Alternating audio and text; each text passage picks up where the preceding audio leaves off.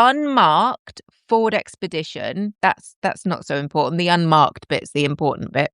No markings, no lights, no sirens, and he is not in uniform. He decides to skip rush hour traffic by driving illegally on the highway shoulder. Naughty, naughty. It's almost as if these ICE agents feel like the rules do not apply to them. That's what I'm saying. Anyway, a white Cadillac whose driver has absolutely no clue this is a federal agent briefly moves into the shoulder to slow down the vehicle riding illegally behind them. Then the Cadillac returns to the normal lane, and that should have been the end of it. It is not the end of it, because of course it's not, folks. Have any of you heard this story? Because if you haven't, that's shocking in itself. I only came across it today, and as you can see, it's been going on.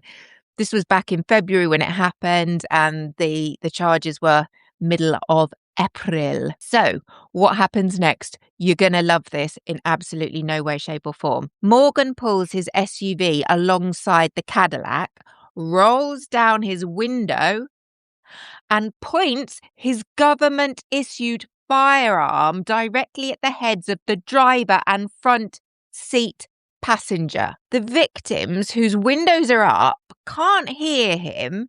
They've got no clue he's a federal agent. And according to Mary Moriarty, all they saw was the gun pointed at their heads. So they did what anybody would do and called 9. So here's the detail that makes the case particularly clean.